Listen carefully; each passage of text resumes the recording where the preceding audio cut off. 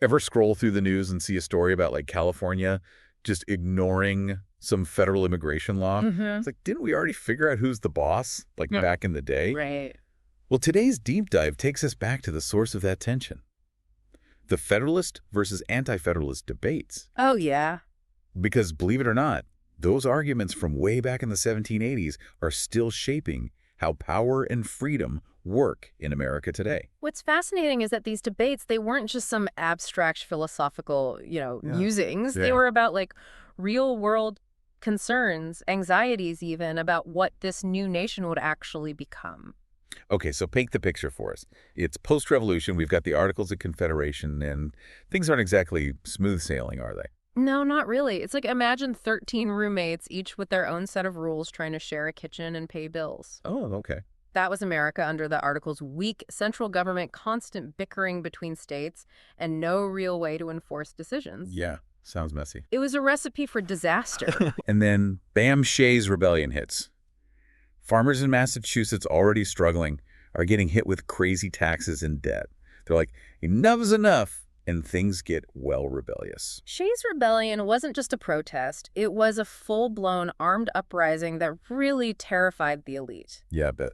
It was a stark illustration of just how dysfunctional the system had become.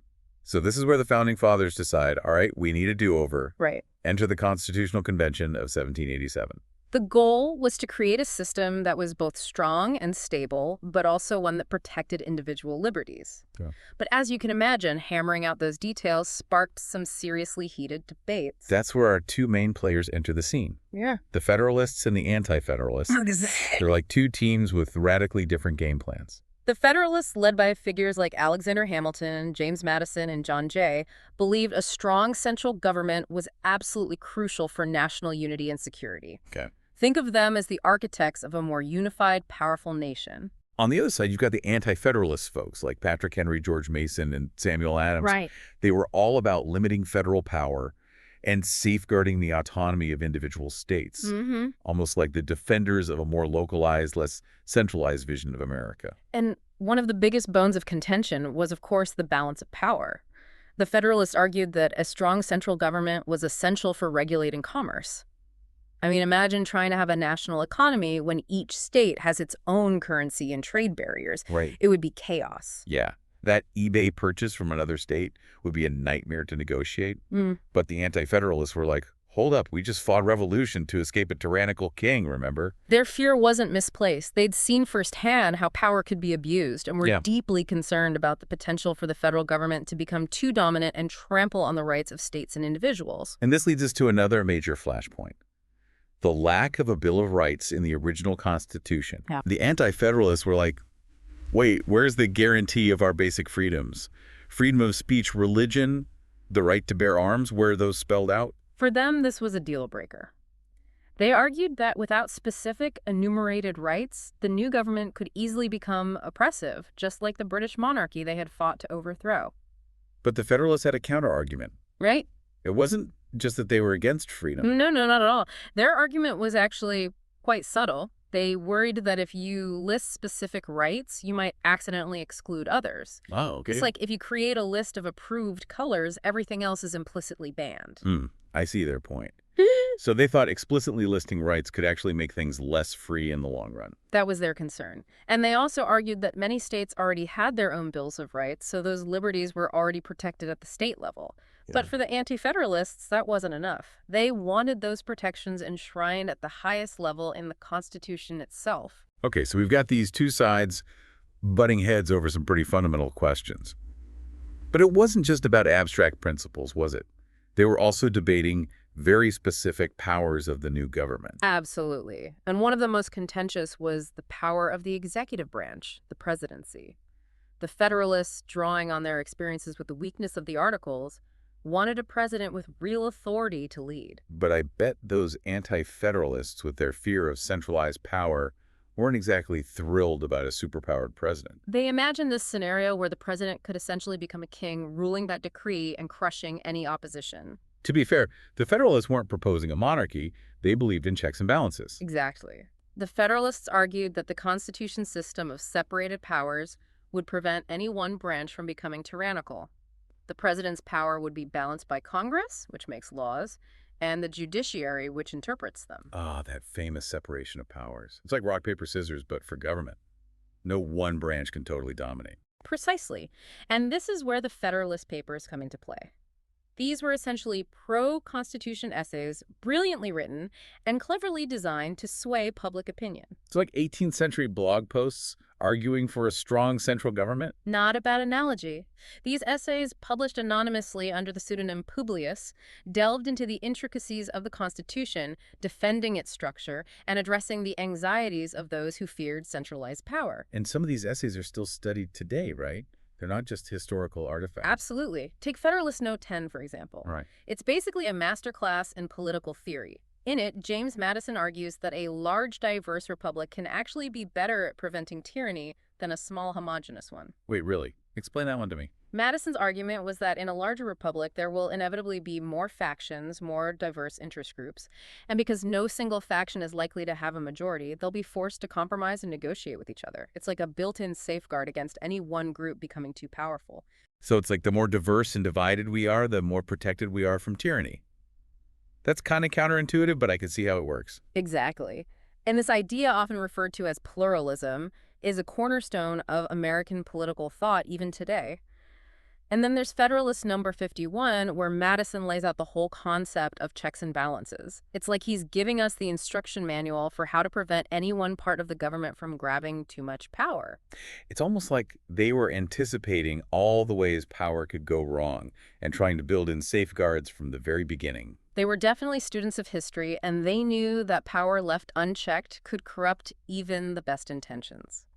So we've got these epic debates, raging pamphlets flying everywhere, founding fathers throwing shade at each other in the newspapers. But how did we actually go from arguing to adopting this whole Constitution thing? Well, the Constitution needed to be ratified by at least 9 of the 13 states, and that was no easy feat. Each state held its own convention, and the debates were just as intense as those that happened at the national level. I bet those state ratification conventions were like mini constitutional conventions, complete with fiery speeches, backroom deals, and maybe even a few duels thrown in for good measure. You're not far off. It was a truly grassroots process with citizens from all walks of life weighing in on the future of their nation. So what finally tipped the scales in favor of the Constitution? Was it a Hamilton rap battle? A Madisonian mic drop? While I'm sure there were some memorable moments, the key factor was compromise, specifically the promise of a Bill of Rights. Many anti-federalists, though skeptical of the Constitution, were willing to give it a chance if it included explicit protections for individual liberties. So the Bill of Rights wasn't just some afterthought. It was a crucial bargaining chip in the whole ratification process. Exactly. It was a way to bridge the gap between those who wanted a strong national government and those who feared it. Even some Federalists, like James Madison himself, came to see the value of a Bill of Rights in securing public support for the Constitution. So in 1788, New Hampshire becomes the 9th state to ratify, and the Constitution officially goes into effect. And then, just a few years later, in 1791, we get the Bill of Rights. Those 10 amendments guaranteeing freedoms of speech, religion, the press, the right to bear arms, protection from unreasonable searches and seizures, they became a cornerstone of American democracy. It's amazing to think that something we now take for granted was actually the result of such hard-fought battles and compromises. And those battles, those fundamental disagreements about the role of government and the balance of power, didn't just vanish with the ratification of the Constitution. You're saying the ghosts of the Federalist and Anti-Federalists are still haunting us today? In a way, yes. Think about any major political debate today: healthcare, gun control, immigration, environmental regulations. These often boil down to questions about federal power versus state power, individual liberty versus collective action. The echoes of those 18th century debates are still reverberating through our political landscape. So those guys in powdered wigs were actually setting the stage for arguments we're still having today. Absolutely. They were grappling with fundamental questions about human nature, power, and freedom that are timeless and universal. And their insights, their warnings, their hopes are just as relevant today as they were back then. It's also fascinating to realize that the Founding Fathers weren't some monolithic group that agreed on everything. They were real people with different backgrounds, experiences, and visions for the future of the nation. And they weren't afraid to disagree sometimes, quite vehemently. Their disagreements, though, were crucial to shaping the system we have today. They forced each other to think more deeply, to anticipate potential problems, and to craft solutions that could withstand the test of time. And they left us with a framework for government that's flexible enough to adapt to changing circumstances, even if it means constant debate and negotiation. It's like they built in these tension points, these areas where we're always going to be arguing about the right balance between individual freedom and collective responsibility. And that's not necessarily a bad thing.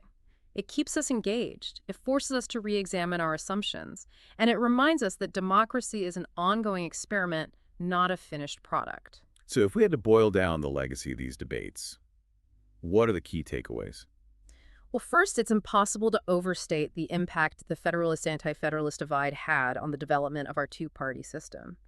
Those early disagreements about the role of government, the balance of power, and the protection of individual liberties, those became the fault lines that still define American politics today. So Democrats and Republicans, liberals and conservatives, they're all, in a way, heirs to those 18th century debates. Exactly. And the Bill of Rights, something we now consider essential to American freedom, wouldn't exist without the persistent efforts of the Anti-Federalists. They saw the potential for tyranny in a strong central government and insisted on safeguards to protect individual liberties. I think it's easy to look back and think, of course the Constitution was the right choice. Of course the Bill of Rights was necessary. But at the time, it wasn't a foregone conclusion. There were valid arguments on both sides. And that's what makes studying this period so fascinating. You can't just say one side was right and the other was wrong. Both sides had genuine concerns, and both sides contributed to shaping the system we have today. If the Founding Fathers could somehow time travel to 2024 and see us arguing about things like internet privacy and government surveillance, would they be surprised? Or would they be like, yep, we told you so? They'd probably be astonished by the technology, but I think they'd recognize the underlying tensions between security and freedom, between individual rights and the common good. Those are eternal dilemmas, and the solutions are never easy or permanent. So what does all this mean for us today? What can we as 21st century citizens learn from these dusty old debates? I think the key takeaway is that the questions of federal power, individual liberty, and the role of government are not settled once and for all.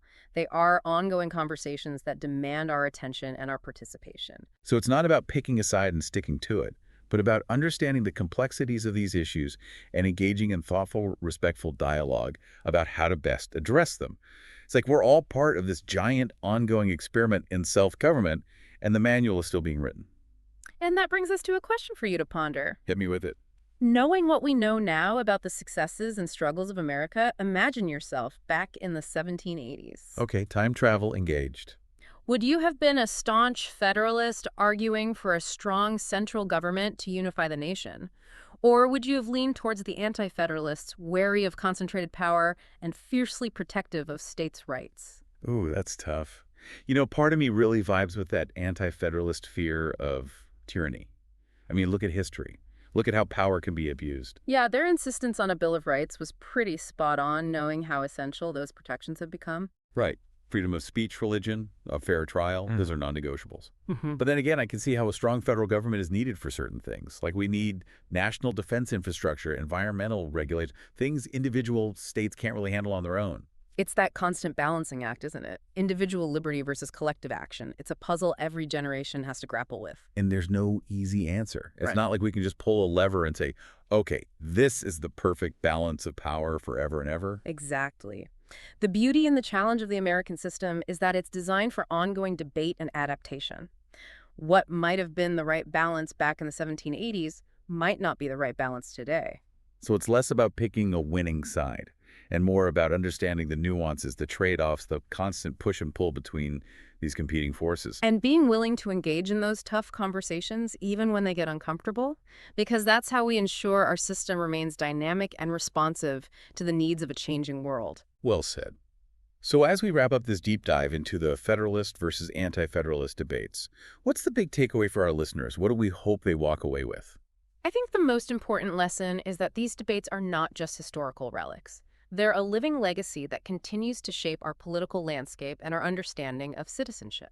They remind us that the questions of federal power, individual liberty, and the role of government are not settled. They're ongoing conversations that demand our attention, our critical thinking, and our active participation. So the next time you see a news story about a state clashing with the federal government or a debate about the limits of government power, remember those passionate arguments from the 1780s. they're still shaping our world today. And remember that the future of American democracy depends on our willingness to engage with these questions, to debate them respectfully, and to find ways to adapt our system to meet the challenges of our time. Beautifully put. On that note, it's time for us to sign off. But before we do, we want to leave you with one final thought. The Federalists and Anti-Federalists may have disagreed on many things, but they are united in their belief that the American experiment was worth fighting for. And that's the legacy we can all be inspired by. Thank you for joining us on this deep dive. Until next time, stay curious, keep learning, and keep those conversations going.